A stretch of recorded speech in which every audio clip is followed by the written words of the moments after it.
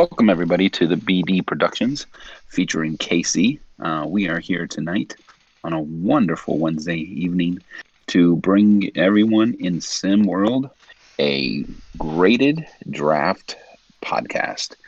Tonight, we'll take some time to go through some picks, give our 2 cents out, and the men responsible for the bulk of that are my guest hosts. And take a time here to introduce them. The one, the only, the draft guru, still, now, forever, and always. Dirk, welcome to the podcast. It's nice to finally get back on a draft podcast. I know we're not doing what we were doing, but I know our times are limited nowadays, and our prospects are scouting's limited. So it's good to be back and discuss some new guys, and I can't wait to do it. Yeah, absolutely. Times have ticked by, but we're gonna piece together a pretty good a bit of information for everybody. Our 2 cents for the world, and the mastermind behind getting this podcast back together after a brief hiatus is Casey. Casey, welcome to the podcast, my man. What's up? Thanks for having me. Feel a little bit better about the second podcast. Now I've got a couple seasons under my belt. The Rockets on their way up, so ready to get into this. Off to the moon, my man. Off to the moon, as they say. Uh, let's get into the draft here, and when we do it, obviously in the past, Dirt, we've had a plethora of scouts. I think you hinted that it's been a little bit more limited. Just it's been a few sim seasons now with our new system in place and our new, guidance. Your overall thoughts on the changes of the sim, of the scouting. Do you like it? Do you think it's something that is better off, much of the same, or no real feelings either way? Where you at on it? I, I don't think it really changed much. There's still people sharing scouts. There's still GMs sending other GMs, hey, do you want to split these? I just there really hasn't been a change. The only change has been me and you aren't spending over 100K anymore. It's more of a literally more of a cartel. As we know, Ank sent out the top three scouts to everybody and his dog. So I didn't see much change, and I don't understand why it is the way it is. But hey, Tim and Ank have to, get their rocks off to say they were right to change a rule or whoever it was. No offense to them, but I just don't think it changed much. Regardless if you wanted to keep it the same or not, I'm kind of over it. Yeah. Well, I mean, Ank was a big pusher of change, and it seems like he's the biggest hypocrite walking 6.0's beautiful cyber world. And, we'll just leave it at that as far as what I'm concerned. Casey, you've kind of, you kind of only know this. What's your feelings on how we scout? Do you like the system in place or? Man, I think the old way is better. I like sharing it. I think it should be open trade for it. I mean, in real GMing, in real life, that everybody gets to go look at these players and see what they're all about. So I like sharing it. I think we should be open to share everything. Yeah, I think the goal of the change was to remove cartels, remove mass sharing, and things like that. And I think the changes didn't accomplish any of that. So I would go back to the old style just because I think it allows people to, have more avenues to spend and probably brings more content out of it because of that. But it is what it is. And with that being said, the first pick of this year's draft belonged to the Orlando Magic. Strauss has been a pretty patient boy waiting for this pick. Probably one of the happiest days of 6.0 for Strauss. Outside of finding out the rules on insurance and sending people to Germany probably was when he found out Yao Ming was going to be this pick. So Dirt 1-1 Yao Ming seemed like a no brainer. But your overall thoughts on the selection?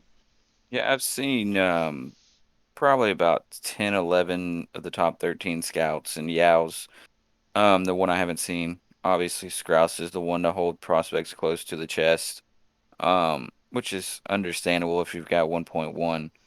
Um, with the bigs that I saw, and then I go back and look at Yao. He's got amazing per in his college stats. he seems like he might already be fully upgraded in inside and in jump shot. So putting that, plus 22 or plus 20, I bet you he's got like 40 something blocks. So putting those in his blocks, he'll get better blocks and maybe the rest in rebounding. I can see why he went 1.1 after kind of seeing the other scouts. I'm very curious what his inside and strength is. And with him being so big, he's gonna be a force in the inside. It's I'd grade this pick at an A minus without looking at the scouts, just because I think he is the best big man in the draft, just looking at pure stats. And you can kind of help give him like that plus 30. Like, what if this guy was a hidden gem that we didn't know about either? So, with the information we have, I'll give it an A minus, and I think he has the potential to be the best big in this class, and that's pretty important with how stacked we were. Yeah.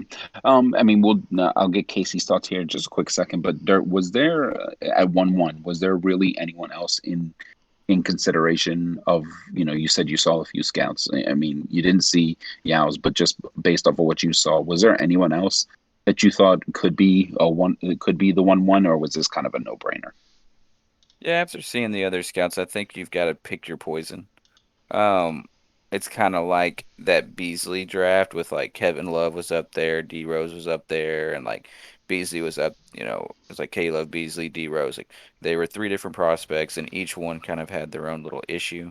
So I think looking at those other ones, there was some issues with those, and maybe Yao he was just the most polished that he didn't really have to worry about a TC. He was more of a rookie that can come in and immediately be a top five center. So I think without seeing scouts, he probably should have went 1-1. Yeah. Casey, your thoughts on Yao? Pretty straightforward pick. Man, I think it is. I mean, it's clear cut. I mean, I put him at second in my little draft board thing just because I didn't really see the scout, didn't have all the information. But I think these top four guys are really solid. I mean, you could probably nitpick a little bit if he would have went with another one, but you got to give him A minus, like Dirt said, because we can't see the scout, and he's a solid big man. So Yeah. Let's stick here with you, Casey. Right. With the second pick of the draft. And I think Dirt alluded to this earlier in the pod when he was like, Ank shared his scouts with about half a dozen GMs, maybe even a full dozen, in an effort to not only get feedback on what to do with the pick because he was conflicted, but also possibly trade it. As it seemed like a deal close to being done was you.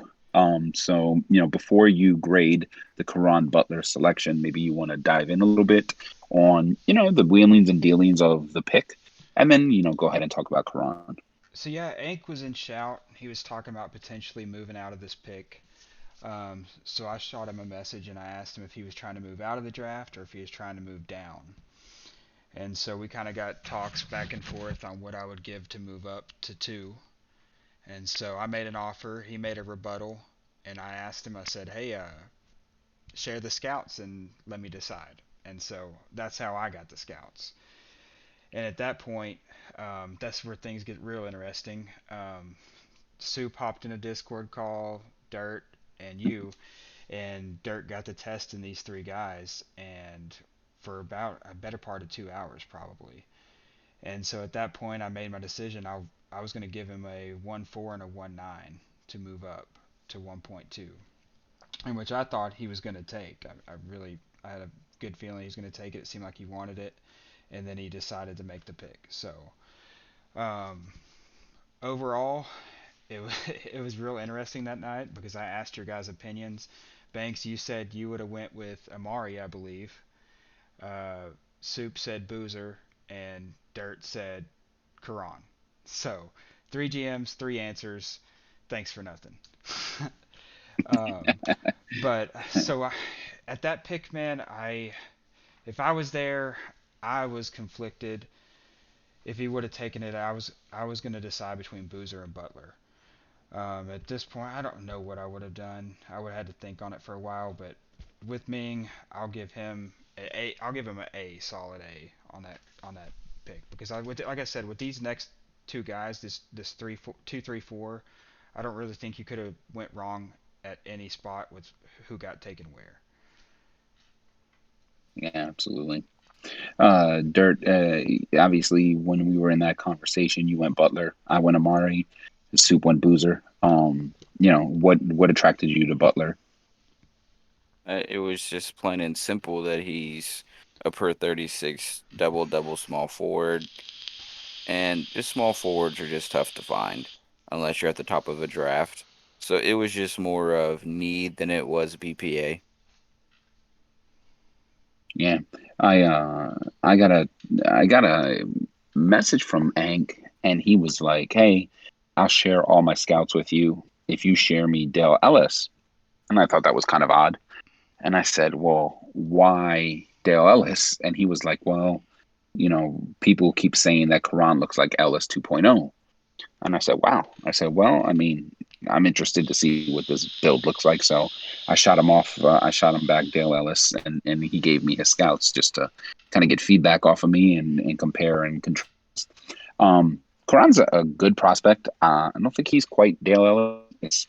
I think he lacks a little bit of scoring, but he's really well rounded. And I think that ultimately, like you said, the opportunity to get an elite small forward in the league is very tough because those who have them cling to them, and then you have to be very high up in the draft to get them because they don't generally fall or slip down in the draft, not any longer. And so, it makes a lot of sense to go with Karan. Dirt, if you had to give a grade for the Karan Butler pick, what would it be? I would give him an A minus, just because I think that Sabalas is a better prospect, and he went 1-3 last year, and I don't think Karan will be that efficient. So I'll give him um an A minus for that. Just A because minus. with his roster, with the need, I understand. So I won't give him a B plus. Yeah. Casey, you didn't drop a grade, but go ahead and drop a grade Yeah, on the I'd give Knicks. him a solid A on it. Solid A Yeah. on that pick. Yeah, I think early on both GMs 1 and 2 kind of nailed their picks. It seems like both favorable grades from us. Um, if we're gonna Think we lost Yeah, him. yeah. If we're I think I'm gonna going to call throw a change up here just because I don't want KC to be great in his own Amari Stoudemire pick. So we're Man, going to I'll stick say here with one more KC. thing about And Karan. I feel yeah, honored that sure. Ank took my hot take of saying that Karan was Ellis 2.0 because that's what I put in my little draft board. So the new guy's hot take made it all the way back to Banks.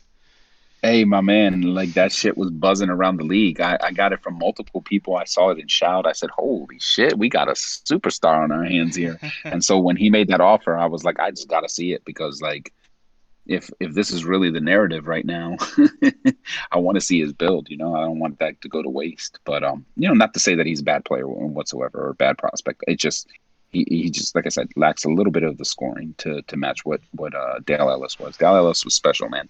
I have yet to see a wing come in with those grades. So you know, Dirt, did you want to add anything else to the Knicks pick here at Karan? just say I think Dale Ellis has been the best small forward build we've had in 6.0, and he was a hidden gem.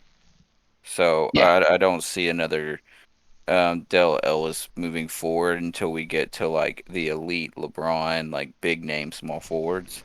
And even then, like maybe Eric saw how good Ellis was, like to start his career and his field goal percentage to where he might take down those players. yeah.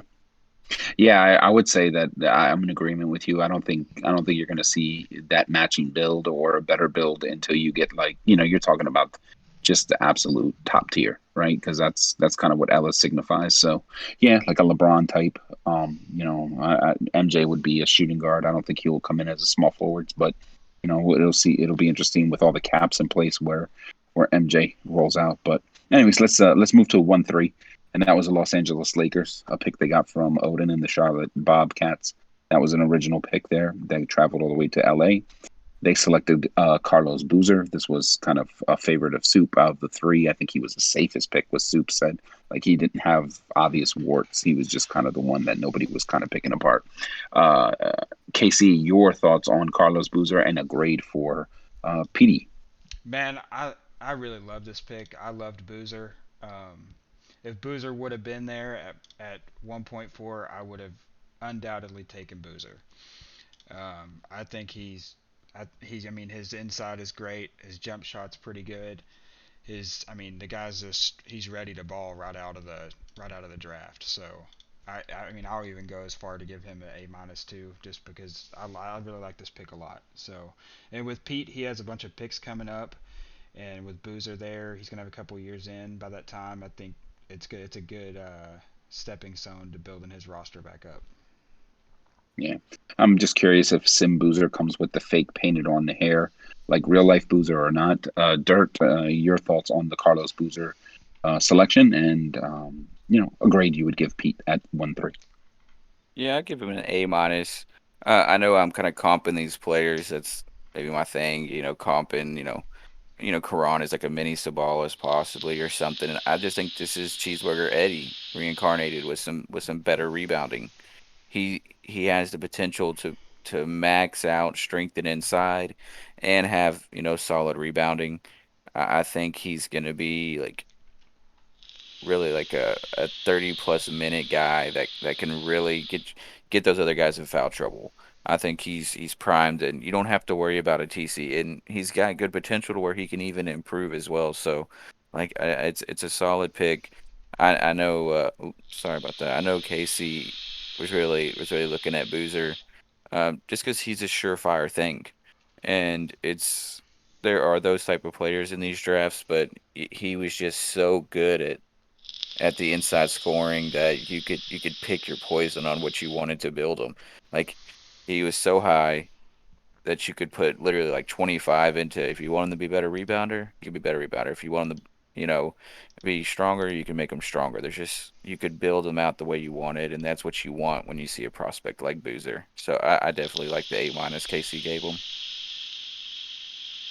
Yeah, I think that's a good grade. I think, like you said, he's well rounded, and he was probably the highest floor, right, of the top guys that were listed. Let's stay here with you, Dirt, and let's have you grade the 1-4 selection of KC and the Rockets. He took Amari Stoudemire. Yeah, I was just before Casey picked him, I wanted to show him examples of 100 potential players. Just to be like, okay, like you're looking at these scouts, right? And he's not as polished as your Boozer, but like go look at Joe Barry Carroll. And when you go and look at Joe Barry Carroll, like Amari is a tick better in almost every category than what JBC was. So I think the ceiling for Amari is, you know, I don't even know, like an all league type of player. Obviously, we'll see how the blocks move up with a TC, but I think this is a guy that could have easily gone 1-2.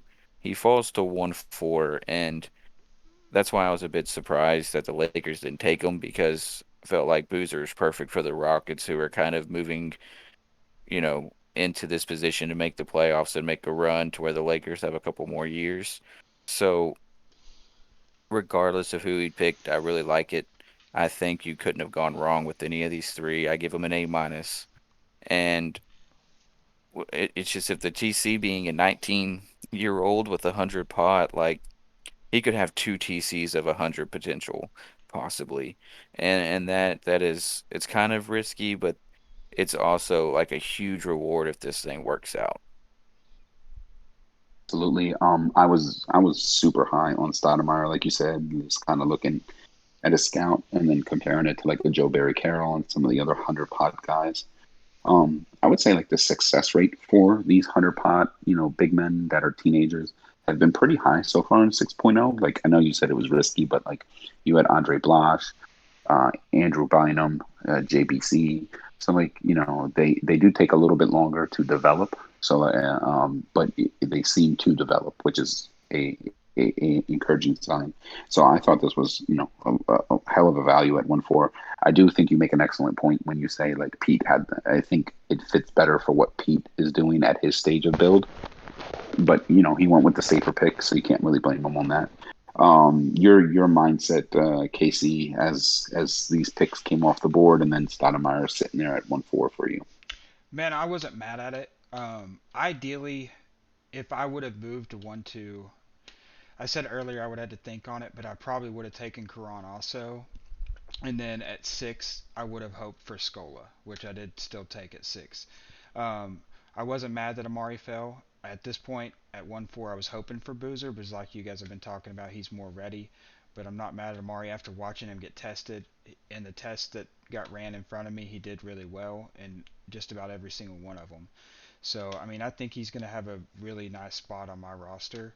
Um, so overall, I'm happy with the pick. I mean, like Dirt said, I mean, either one of any of these three guys, I would have been happy with. So it's a good position to be in, rather than upset that I didn't get the guy I wanted. So overall, I'm happy with it. Moving on to the next pick, that's fifth in the draft, was Magic and the Portland Trailblazers. He selected Drew Gooden, out of Kansas. KC, I don't know if you got a chance to see the Gooden build or not, but your thoughts on Gooden and a grade for Magic at this pick. So Gooden is one of the guys that I scouted. Um, I do know that he's a hidden gem, so he does look pretty good. Um, I was hoping that Magic took Gooden instead of Scola, because I did like Scola a little bit better. Um, Scola has a little bit better rebounding, and his inside's up a little bit higher. But Drew Gooden, I think he's going to still be a good overall guy. He's got some good numbers behind him. I mean, he comes in with a pretty high inside, a pretty nice jumper. So I think this is a good pick here for Magic. Um, I'd give him a man. I don't know. I mean, I'd give him a solid B plus on this grade. I guess B plus, somewhere right there. Yeah, I think that's fair. Dirt, your thoughts on Gooden? Gosh, this pick is so weak. Oh my gosh, dude. A, can you imagine like seeing the three scouts and then realizing you're 1-5 and those three dudes like aren't on the board for you? You're just like one pick away from getting like a stout, high, like, type of ceiling guy in Amari, and you take Drew Gooden, who I think KD had more reps in the weight room, Sim KD did, than Sim Drew Gooden. Like, I don't understand. You literally have to just shove every upgrade into his strength if you want him to be good. He will foul out of every game. He won't. It's crazy to me. I think B minus is what I'm gonna give Magic. And I didn't listen to his Pacific pod, but he like gave himself an 8 to try to win a ring in the next 5 years, and Drew Gooden ain't it, bro. Like, Yeah. I, No, I was just gonna say Gooden is just a definition of like meh, right? He's not gonna be awful, but he's not gonna be elite. He's just gonna be there. well, like You see, everything else is good about him. I like everything else about Drew Gooden. Everything else is great, except for the one key factor in his strength. That's just my biggest worry. yeah. Well, you think I mean, if he would go insane, like you said, like just go nuts, he is a gem, right? So he could theoretically put plus 45 into his strength. But then that means it neglects every other category. Would you go crazy like that and do that? I wouldn't have drafted him, Yeah, but I think like having Kevin Love on my roster and seeing what his like posty and strength was and how much he fouled out, it's just, you know, his inside's not high enough to just throw all of it into his strength, unfortunately, unless he gets some good TCs. yeah. All right, let's stick here with you, Dirt, at 1-6. We'll let you chime in first on another KC pick here at Louis Scola. I think if you saw both scouts, they were kind of similar. I think Casey did allude that Scola's a little bit, had a little bit edge across the board on some of the things, but they were pretty similar. Do you have any reservations on Scola and your grade for him? I'll just say if you could put plus 45 into Gooden in the one category, and Scola's already there and above. And that alone made the Gooden gym irrelevant to me. But it's very interesting, and I know we'll probably discuss this a little later of how similar drafts the Lakers and the Rockets had because there's another big that's next to Scola, but he was just a completely different guy. But I think Scola is I mean, I think he's a solid big man to put alongside Jonas. And then the next year, the sophomore year, maybe Amari can step in and fill the starting role. So I think Scola is polished enough with the 75 potential to be a really good um, power forward for the Rockets. He has the most inside that I've seen, even like, for example, Kevin McHale. Like, Louis Scola is better than Kevin McHale as a prospect with higher potential, I believe, or same potential, and he got him at 1-6. So I think that just shows you how stacked this draft is with bigs that back in, 8 years ago, 1.1 is nearly a worse prospect than what Luis Scola is. And I think this is an amazing pick for the Rockets. Just absolutely getting a high ceiling 100 pot guy to be your third big, and you just drafted a stout, polished guy to plug right in as your starting power forward. And Casey can decide on where he wants to put these upgrades. That's how polished Scola is. So amazing two picks for the Rockets. They solidified, their bigs, and they're moving forward. It was a great pick. Casey, obviously, tons of praise coming your way for the player Luis Scola, the Argentinian. Your feelings, are you as giddy as Dirt is and excited after making this selection here? Man, I am. Coming into this draft, I did my little draft board before the full grades were posted, and before of course, scouting happened, and I got my number 4 and number 5 ranked guy. Um, Even before the full grades came out, I had high hopes for Scola, and he was one of the 3 that I scouted. And out of the 3, instantly, me and Dirt worked together, so I went over to him and I said, "Hey, look, Scola's my guy. What do you think?" And it was basically, no argument there. So that's why I was saying earlier, I was really hoping that Magic did see that Gooden was a gem and that he would take him, and it worked out. Like you said, I think Scola is going to be my starting power forward coming in. I think he will complement Jonas well. I'm looking forward to what the season holds with these two guys coming into my roster, along with the addition of Penny this last season. So overall, I like both my picks. Obviously, I made them, so not going to pipe myself up too much there.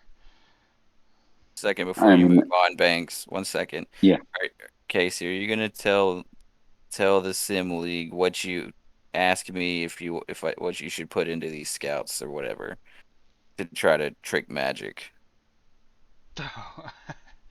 I was asking like if I should hide that Gooden was a gem, or if I should just go ahead and put it so that would make him lean to it more. I And know I've seen the ultimate, scandalous stuff in the league already, so I'm just trying to play my part in it. yeah, yeah. I assume you added that little nugget in there to push him over the edge. I definitely did. I mean, people like that gem, that free 10 points. Especially when you're talking first rounders, and then later in the draft, like that's what you're trying to look for a gem, anything to give you a little bit more of an advantage and a value to the pick. Every Uh, every time I scout a second rounder, I just like praise a gem, and when he's not, I'm so disappointed. It's I know that feeling. I know that feeling. Oh man. I had to pick late in the first, and I scouted 5 guys, and I'm like, please just let one of these guys be a gem. Please let one of them be a gem. And then Eric sends me back the scouts, and no gem. And I'm like, well, can I trade this pick now? Anywho, let's move over here to the Charlotte Bobcats. KC, I'll let you take the first crack at this. This is Odin's selection, Tayshaun Prince, a position lock, 6'9" shooting guard. The grades themselves kind of look run of the mill.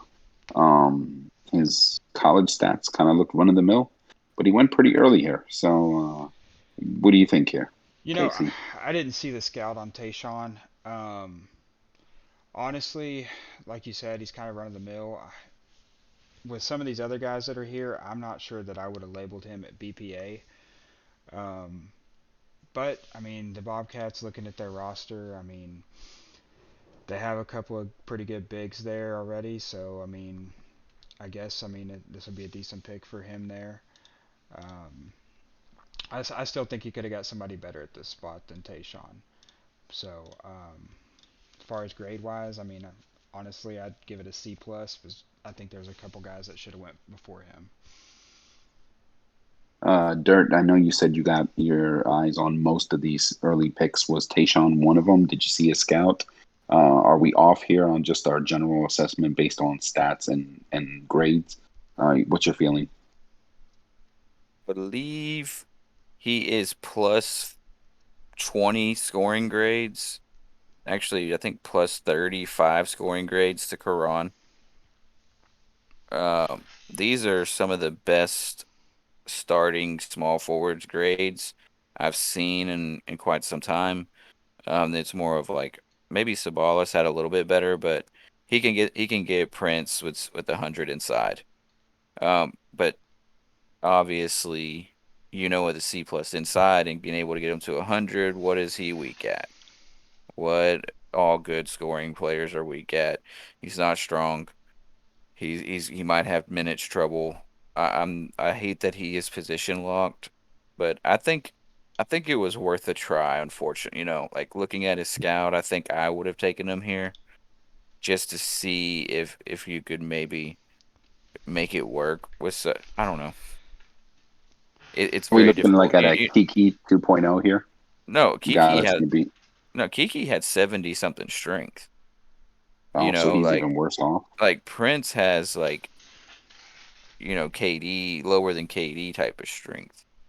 Mm. So there's two players we've seen so far that have just elite scoring, but unfortunately, I think the whack ass strength is really gonna cause these players to do something. We'll find out what low strength does. I do like that, but I give the pick about a B minus, maybe a B. We'll just have to see. I would have tested him quite a bit before taking him to see about that strength, but I know Odin has the software, but he might not do that. So I give him a B just because he's trying, and it is a wing, and he might only get you 25 minutes a game, maybe more. Who knows? We'll just see what goes on. But the scoring grades are there. It's just to be determined. Yeah, I mean, I think that's fascinating. Something had to be awry, right, for him to, I think, with that low strength, I think it maybe, like you said, impact minutes, maybe impact volume as well. So, you know, he might be a super efficient player and just not really put up the huge amounts of points just because he's not going to play a lot of time. He's not going to get a lot of minutes played. So it's a guy to keep an eye on. I mean, I guess that's a lot better than what I would have guessed just based on the college stats alone. Dirt, let's stick here with you. Los Angeles Lakers. They make another selection here at 1-8. DeJuan Wagner, shooting guard. A little bit undersized at 6'2", but a potential. Your thoughts on DeJuan? So the Lakers took DeJuan. Yeah, well, that's what I'm reading off the draft board. 1-8 Okay, DeJuan, Los Angeles okay, Lakers, DeJuan Wagner. okay, okay. I don't know why I thought the Bucks took it, but he took the other small forward, right? Yeah, DeJuan Yeah, is your. I don't like this pick. Um, he's obviously a very high potential guy, and I just the way the shooting guard. If he was a small forward, this dude wouldn't have been picked here. He would have been picked higher. But the caps are tough. You know, he's going to be a shooting guard that doesn't shoot threes, which there are some shooting guards that don't shoot threes. So, but here just recently, the 100 potential stuff like hasn't really done wonders for wings so far in 6.0, and I I, I don't know. You're looking at it. You're at the draft now to you're taking a flyer, I think. You're looking at more of your backup shooting guard here, maybe a starting shooting guard moving forward in a couple years. He's got time. So when it comes to the Lakers, I understand the pick. So I'll give him a B minus. It's just not a scout that I like, but you never know with high potential guys. You know, old Chinky baby went nuts. Maybe you take him here and hope Wagner does the same. And if it doesn't happen, it's not like you were out, you know, you didn't put like a top five pick into this guy. Yeah, yeah. Overall, the grade for him. Yeah, I'm gonna give him a B minus, just because it is a possible firecracker. You know, it could really pan out, but I think it's a pretty low percentage that it does. Casey, your thoughts on the pick? Man, honestly, I would have thought Nini and this pick were swapped in spots. Uh, like overall, I think the Lakers had a really good draft. I like their draft, but I would have thought Nini would have got taken in this spot rather than Dewan. Um, I don't think he's really horrible, but I don't think that he necessarily could have went 8. He still got Nini, which I would have probably had at this spot, either that or Matt Barnes. But I don't think it's a horrible pick. Like he has a potential, and I don't have. Actually, I think I do have the. I've seen this guys. He's okay. I mean, I think this is a decent pick. I don't think it's horrible. Um, so I mean, Grade for him? I'll give him a B here, B minus. Hmm? There you go, B minus. Let's matching grades there. Let's stay here with you, Casey. Pick number 9 in the draft, the Milwaukee Bucks. Um, Gidishvili, Nicholas Gidishvili. I think that's how you pronounce the gentleman's name. But anyways, a 7-foot small forward, going to be 7'1" at 19 years old. So I'm sure Troth will add the inch to him. I don't know if you were able to see his scout or not, but your overall thoughts on this big man going to the Bucks. Man, I didn't see this guy's scout at all, and just basing off of stats that I look at, man, I'm not really too excited about this guy. I don't think that I don't really think he's the pick here at all. But I could be wrong. You know, I haven't seen his scout. I don't see what Trophy sees at all. Apparently, um, like I just mentioned the last one, I like Matt Barnes a lot better than this guy. So I think he could have done better here. But I'm the new guy. I mean, he has an A potential. So we'll see what happens. Yeah, Dirt. Did you get a glimpse of him or not? No, no, I didn't. I should have texted Trophy before the pod. He might have sent it to me. I just I have like Marcus Morris on my roster, which I would do so much to play him at shooting guard, but I can't. And I feel like this guy's gonna be the same way. Like per 36, he's averaging 6.5 rebounds and only 6 points. That shows me that he's got to have like 40 something inside, right? He probably has like an 82 jumper, 40, like 145 inside. Doesn't shoot or he's like really weak because he doesn't have good field goal percentage and he doesn't have high volume. So regardless if this man has 100 potential or not, because I don't know, I just I don't see him being as valuable as players like Nene, you know. And I don't understand like the Bucks had multiple picks in this draft, like a lot. So maybe he was just hoping the 7 footer could get some like TC love and turn him into something. But the position lock is just it's so annoying, and I don't think it's worth a 1.9 here. I'd give him a Yeah. C. No, go ahead. I'm sorry. I'd give him a C. Yeah, I would say that your guesstimate on what his grade. I was able to see the scout from Troph, and I thought it's an interesting roll of the dice. I think, given his 100 potential, there's definitely an opportunity for him to become a pretty good player. I guess Troph will have to figure out whether he wants to split the difference with inside and strength, or just attack one of those two positions and hope that TC um, fixes the rest. But he is an really interesting guy. I think that he'll be a low turnover guy, and I think that he can be pretty efficient depending on how he's built. Yeah, at this point of the draft, you're rolling a dice. I do think you make a really good point about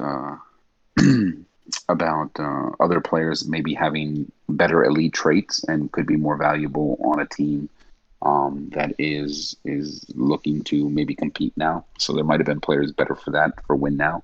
But I think Troph took a roll of the dice for a boomer bust prospect here, and I don't blame him. I think it's not the worst thing at 1-9 in a draft to do that, considering what was going off the table earlier right before him.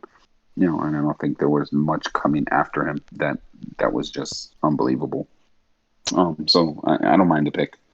Uh, you know, mm, let's stick here with you, Dirt, and let's have you break down Matt Barnes. He was the pick for the Portland Trailblazers at 110.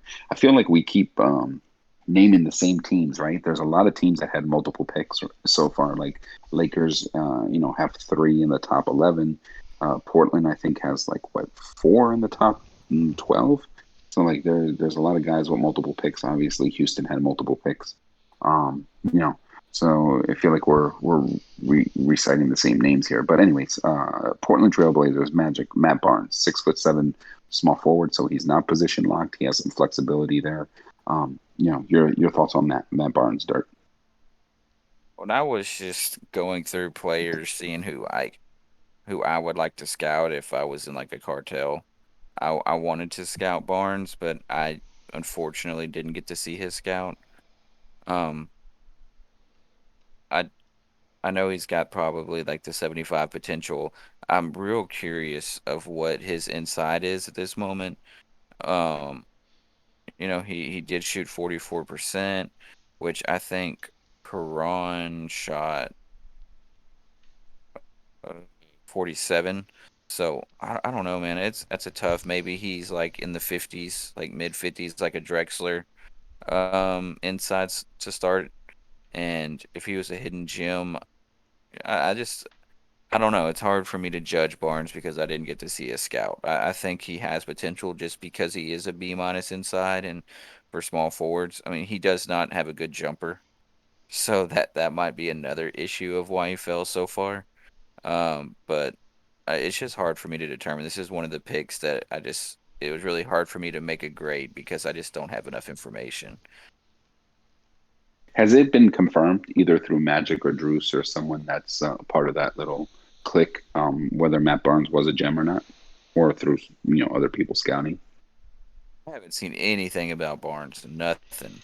Man, I can't remember. Yeah. I think his scout got posted in Shout one day, and if I remember correctly, I don't remember because I'm not on my work computer, but I don't think he was a gem. And I don't know if it was Matt Barnes or I may be confusing it with somebody else. But if it is him, I don't think he was a gem. Yeah, it doesn't. This kind of seems like a whole hum pick here. Maybe Magic after the pod will shed a little light on him, possibly. If not, it'll be interesting to see how he develops and what TC does with him and what stats he'll put up, because that Blazers roster is pretty barren. So all these rookies are going to get playing time. KC, your thoughts on the pick? I like Matt Barnes. I think he might surprise some people after upgrades. Maybe a solid TC. I think he's a good pick here. If Yeah. I haven't seen his All scout right. At either, one, I may have, but I don't think I did. But or maybe I don't know. yeah, I think you may be thinking of Odin's pick. I think Odin made a selection, and people were asking about his grade, and Odin posted the scout in shout. I think is what happened, and that was like yesterday or something like that. I'm not sure because I copy pasted it and then I threw it in the spreadsheet that I have, but I can't remember who the guy is to be quite honest. At this point. But I will do some research here as you guys break down this next pick, and so I'll throw it to you, Casey. This guy is one of my favorite players in the entire draft. I saw him. I was pretty impressed by his scout. I loved it. I mean, obviously he has flaws, but I love this guy. I think this is an absolute steal. That's my opinion on the pick. But I'll let you break it down and give it a grade, Casey. The Los Angeles Lakers with another selection in this draft took Nene Hilario, 6'11", 250-pound power center out of Brazil with a potential. Your thoughts? Man, I like this pick here. Like I was saying earlier, I kind of thought that he would have honestly went more at the earlier Lakers pick at 8. I think this is a steal of a pick, like you said here. I saw his scout. I think he's real solid. Um, if I didn't pick Scola, I would have picked Nene there. Um, I think that his, let's see here, where did I put that at? His scoring's low, but his strength, his rebounding, his potential's high. I mean, his defense is good. I mean, this guy is just your straight glass cleaner. I mean, I think he's going to be all over the boards. I don't think you can go wrong with this pick. I think he's going to be a beast. Just don't give him the ball too much, and you'll be good. So I mean, Yeah. honestly, this far in the draft, I mean, I know Dirt isn't going to give this high of a grade, but I'd give him an A minus for this pick down at 111. Um, Dirt, as I throw this over to you, I'm pretty sure Nene is, I've seen his scout, and I'm just quickly just glancing at other big men that have come in the league. He, I think, comes in the league as the best rebounder that we've had. Your thoughts on Nene? Yeah, we've never seen an A minus rebounder, and especially with 90 potential. This guy, how is this guy not a Bobcat? Like, he was there for Odin to take, and this is Odin's like bread and butter, right? Like, Hmm. he's gone years trying to find one of these guys. You find a 90 potential guy, and I know his shot blocking's not great right now, but you can max him in shot blocking, and then put a rebounding camp into him, and he's arguably like we're in 2 years we're about to lose Austin, a shot blocker. We're about to lose George, another top elite shot blocker. Like here pretty soon, like Breschers, I think he had like 2 a game. Like he's getting older.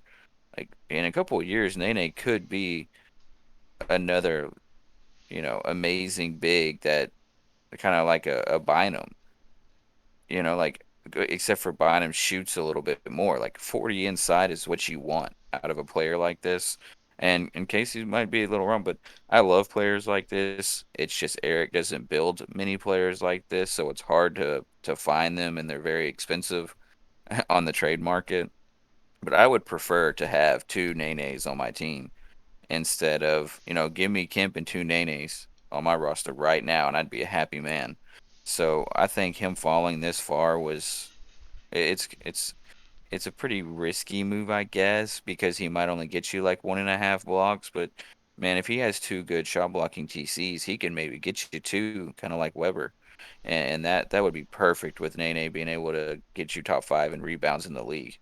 So I'd definitely give Yeah. this an A minus. And dang it, Pete, I think this was a hell of a steal.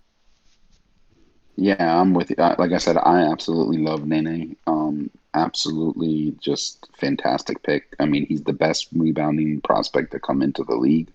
Like you said, you drop that, plus 30 or whatever into his blocks, and you're cooking. I think he'll give you, decent. He'll be just like your run of the mill big that's going to get you a couple of a little bit of steals, but he's gonna if you get him to that 60, he's good. You let TC take out over the rest. I don't think his scoring grades are high enough to really hurt you. I don't think he's going to have a high amount of volume. So I feel like he's like Manute Bol, right?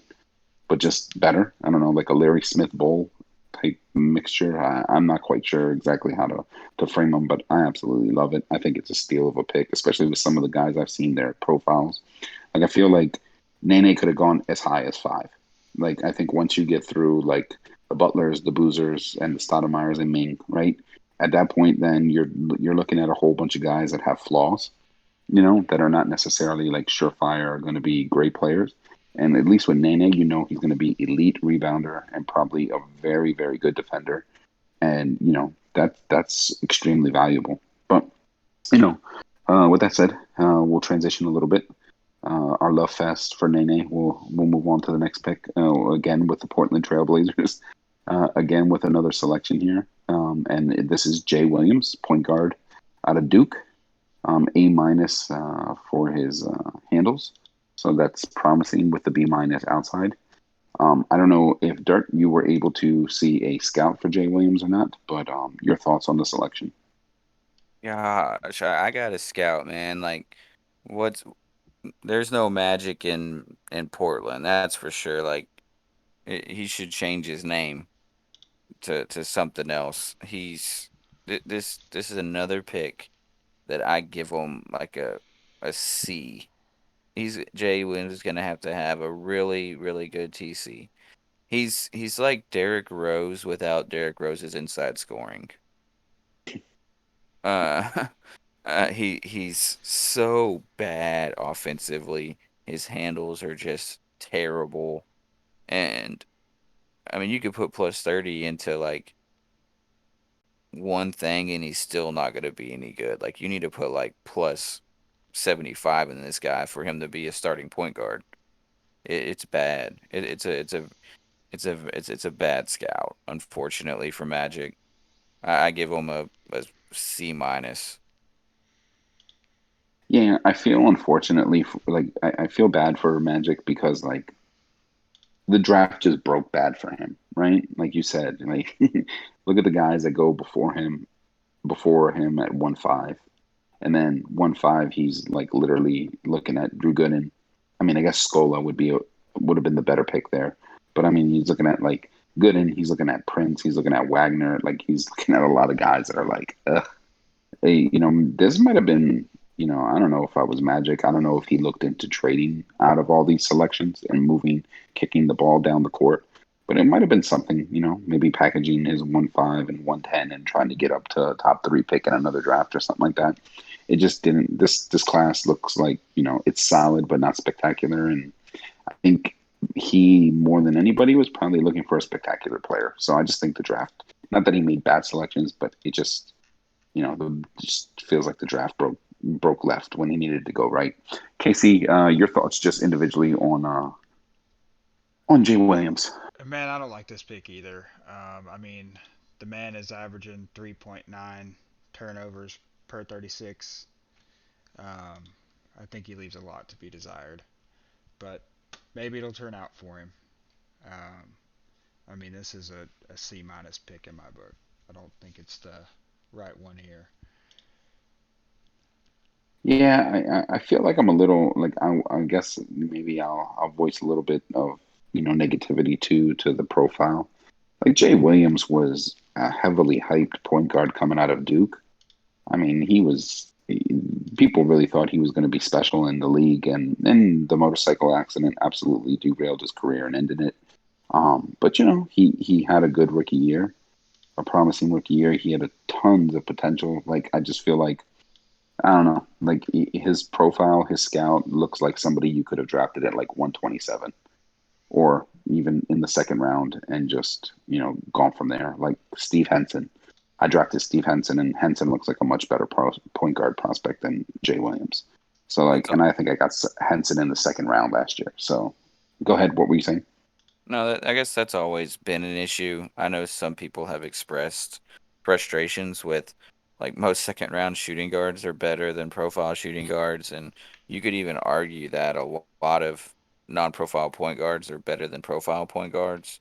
And it seems an ongoing theme with Eric, just because the profiles are just so bad. Like, I don't understand why we have two top of the line Kyrie and Chris Paul point guards, and then we have like okay Nick Van Exel, and beyond that, it's just a bunch of like you're trying to find a point guard that doesn't shoot a lot that gets you good handles because There's no one really else. Like even D Rose gets you, like great assists, but really high turnover rate, and it's very difficult to find a good point guard in the draft at the top of the you know at the top.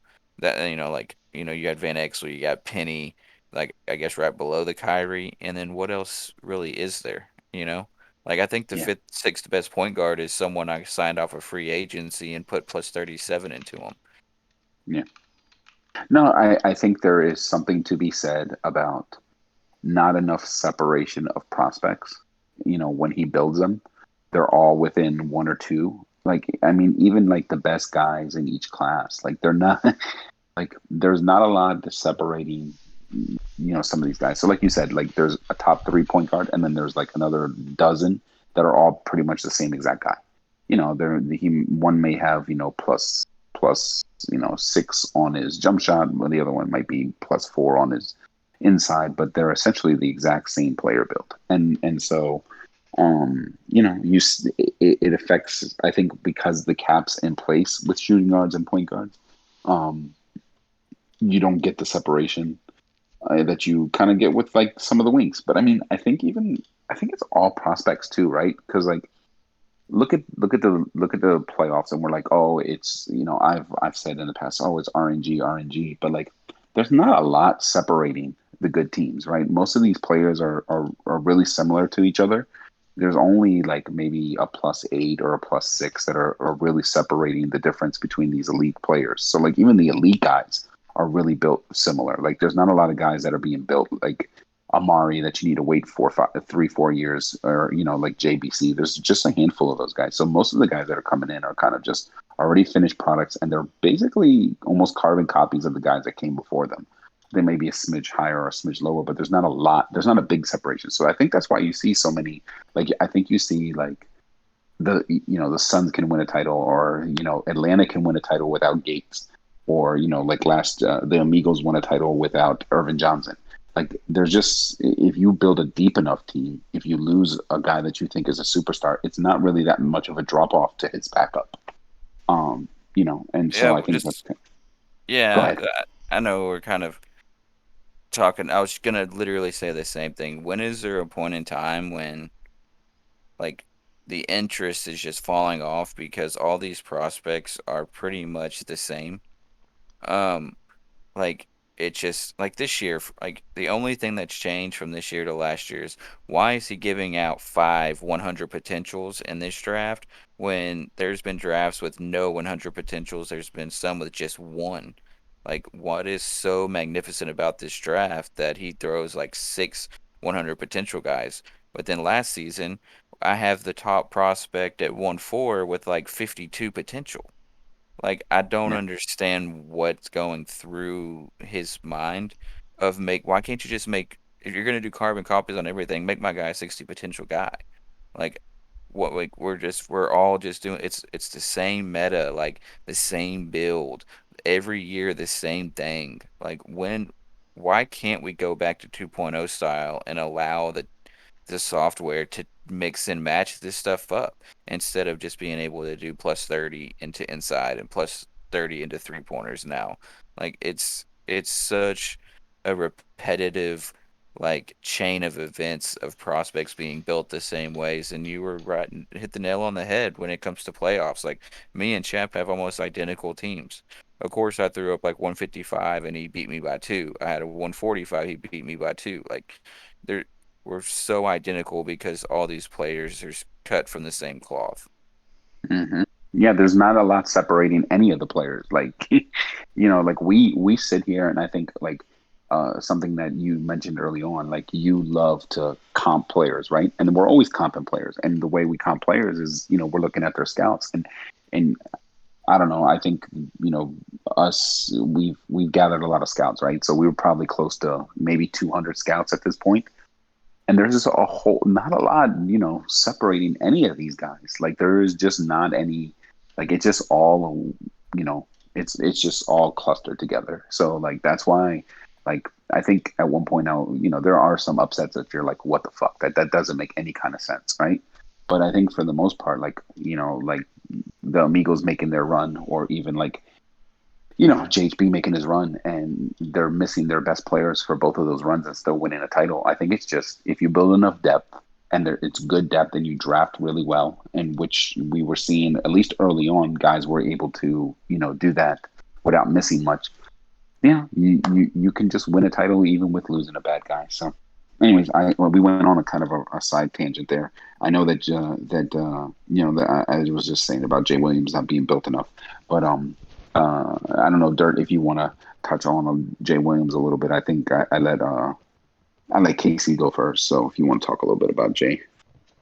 I went pretty harsh on Magic already, and if he is listening, I want to apologize about that. I understand being in a situation to where you have to make a pick, and there's not a whole lot to to go by. So with me talking a little bit of shit, it was more maybe I'm just talking about the draft more than I am talking about your selections, and for that I apologize. Yeah. Casey, let's get you back in here in the conversation. The Milwaukee Bucks.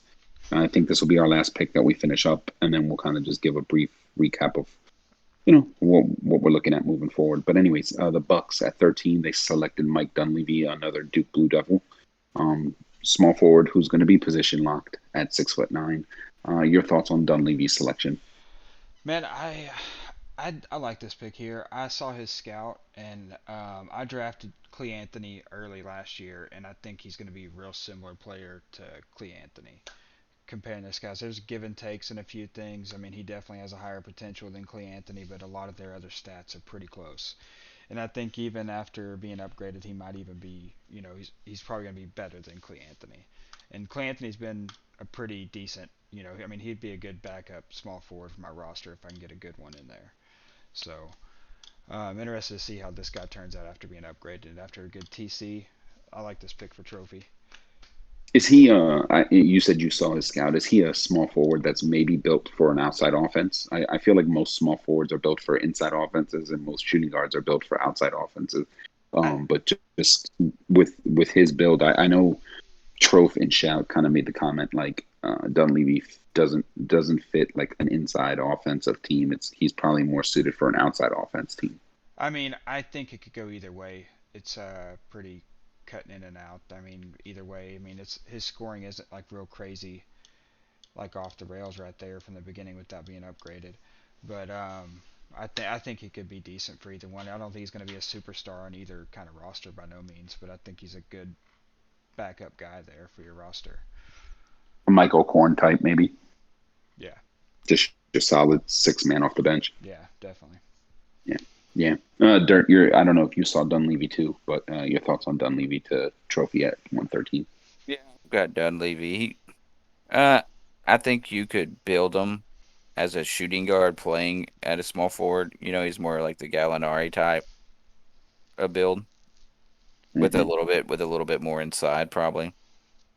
Um, you could make him a shooting guard like 70, 85 fairly easily and then go from there. So I mean, I don't know exactly the depths of the software and how a small forward changes from the shooting guard, but you can definitely build him like he is a shooting guard and just see what the software is going to do with him. That would Yeah. be interesting. Yeah, it'd be interesting to see. I mean, a lot of these guys have multiple picks. I don't know if they all have enough Yeah, with upgrades the to. upgrades, this is like 200K in upgrades on these three teams with the Blazers, Lakers, and Bucks. My gosh. Yeah, yeah, they need Houston needs what 60, and if they need, and then you got like the Lakers, the Blaze. Yeah, it's a ton of upgrades that people are There's going not to. enough. There's I'm not looking enough for room. Yeah. 10. If anybody has any, I'm looking for 10. Before we finish this up, a couple topics I want to just hit on, just to close out the draft. Did you guys get your eyes on any scouts and that were drafted after 113 that you think is going to be a pretty good player? I guess I'll throw it to Casey first. Did you see anything and we're like, I think he's intriguing. He might be decent as somebody to keep an eye on.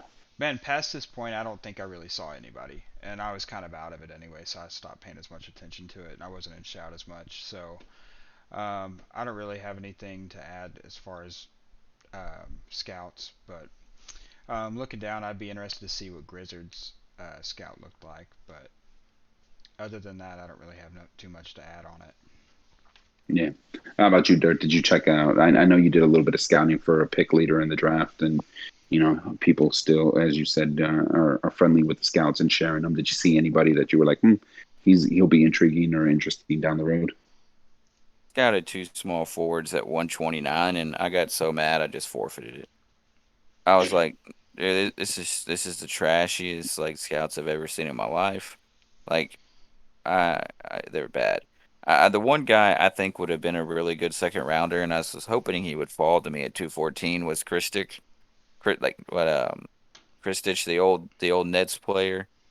Yeah. In Hmm. real life, like if you could have plus 15 to his rebounding with mentoring, and I really think he could be a really good player for you because you could literally plus 30 his rebounds, then do another 15 with mentor and then a six camp, and he could have been like a really good rebounder that blocked shots, and he was not going to block you too, but I think he could have done like a 1-4 game with maybe like 11 rebounds, but unfortunately I don't think the Cavs traded their mentor, and I don't think they'll be able to mentor him for 3 years, and that's going to hurt them. And that's really the only guy I think that's really worth anything. Um, there's a point guard that I liked as a Navarro. His handles were really good in the I didn't see a scout, but his handles should be really good, and he could fit into an inside role and have like some sort of role on a roster. But other than that, when you're looking at these second rounders, you're hoping to mentor them for 3 years and turn them into something. Otherwise, they're just going to be a cheap salary on your roster. Um, but all in all, I felt like this was a top three, possibly a top three draft in my opinion. When it comes to the top five, that's normally how I judge drafts. Who was the top five players in this draft, and I feel like there's going to be some really really good players coming out. I know it was pretty big heavy, obviously, but I've never seen a draft class with this many 75 potentials, this many 90s, and this many 100s in any draft period, which is crazy. Yeah. Yeah. I mean, I think that we've kind of criticized in years past some of these guys that probably should have 75 or 80 or 90 or even 100 potential, and they were getting the shaft there. So I think there's a little course correction there. I think Eric also made a comment in Shout that he thought that he's done a nicer job of tweaking some of the shooting guards and the small forwards and the power forwards. That he doesn't. I don't think he's going to change much as far as building them with their inside or jump shot or anything like that. But he may make some of the shooting guards more well-rounded. So maybe a little bit higher block or steals and maybe higher blocks. I don't know if that's what he was meaning, or maybe up into their rebounds a smidge on their build. So I think that might be something to look forward to it.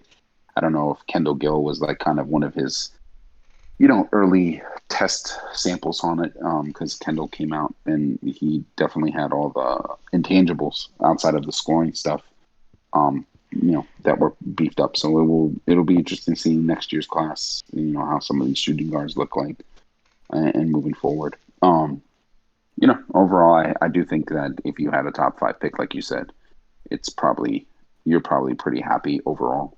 And I think that there was enough depth in the top 10 to have some targets out there that even if you didn't get the top you know selection there, you can still find something of value.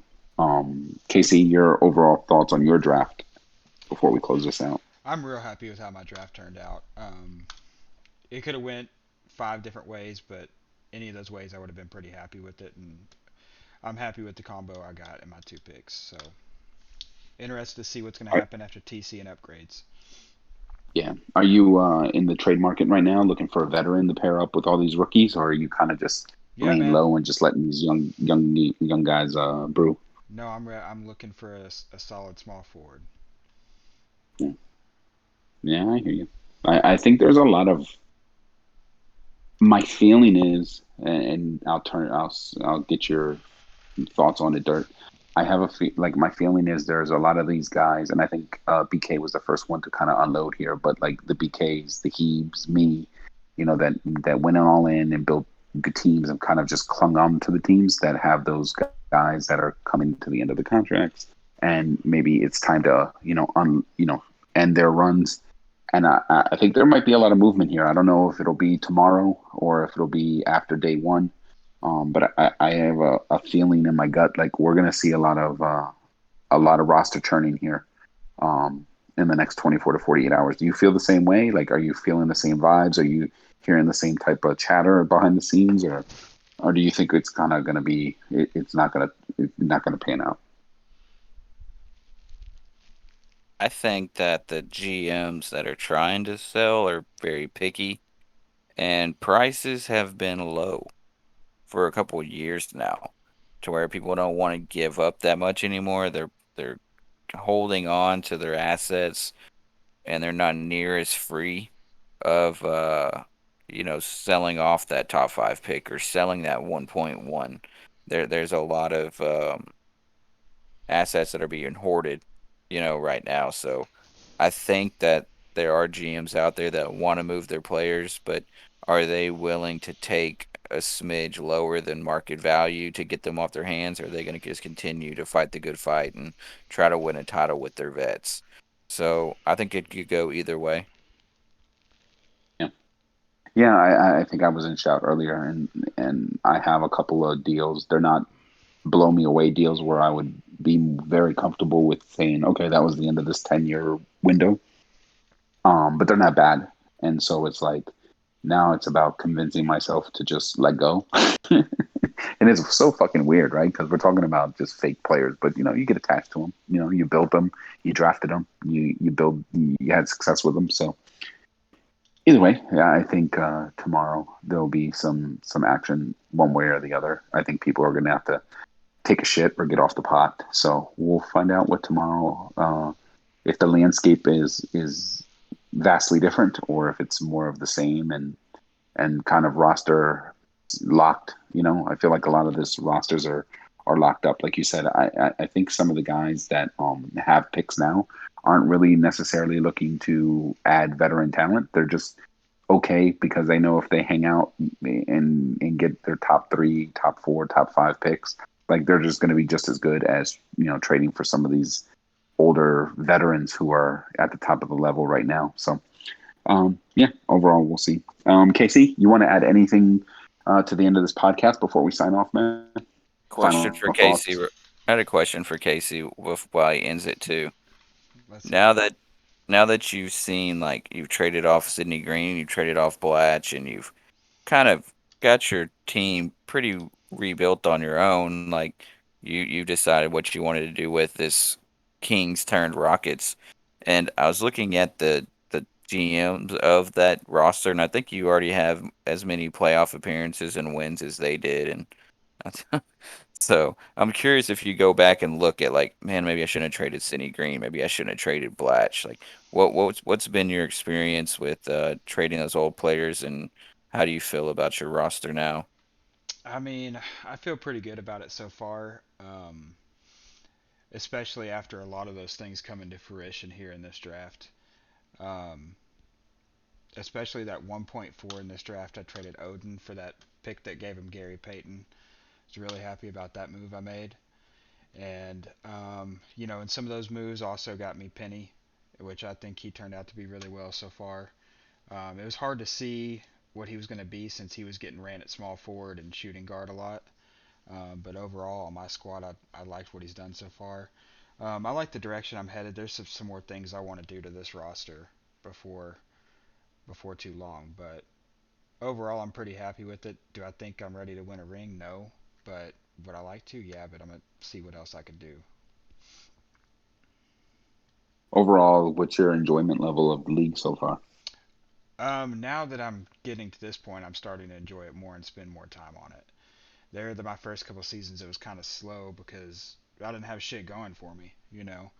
Um, but now that all these assets are starting to come through, and I'm actually have some good players coming in, and I understand it a little bit more. I've spent some more time on the board looking at stats and looking at everything.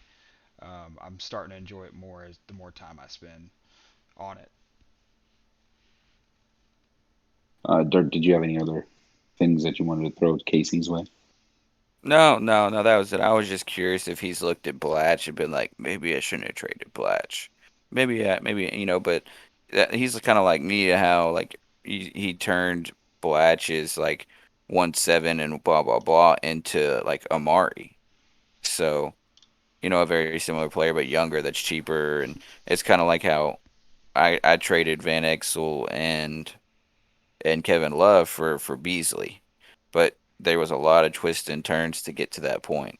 But so I was just curious if he's like me and watches those players to see if he should have dealt them or not. That's all. No buyer's remorse or not? No, he's in cloud nine right now, right? So like, as bad as the draft kind of unfolded for Magic, it kind of broke perfect for KC.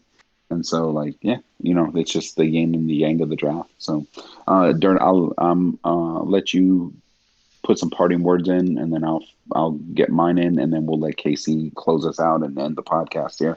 But any final thoughts? Any parting shots for the league? Uh, I know it took me a little bit to get back on the pod. I got a new job. I've been working um longer shifts, waking up earlier, getting home later, and my schedule's been pretty jacked up lately, so I haven't been able to stay up as late, and so I haven't done as much potting, and I haven't done as much just any type of articles or anything. Just I get home, I'm pretty tired, and I go to bed at lights out at 9 o'clock. So, but I'm still around. I'm still addicted to it, and I'm hoping. I think I've got like 9 years until my 1.1, so maybe I can build a championship roster around there. I felt like I did a pretty decent job last season building that roster from like pretty small amounts of assets. I was pretty proud of that, and I'm trying not to go too crazy in trades to see if maybe I could get back to 60 wins again. So we'll see how this offseason plays out, and if I can nickel and dime my way into a 60-win season. I will just my parting shots to the league was just we're 10 years in. I think stability has been pretty good. Um, I think it's been a fun first 10.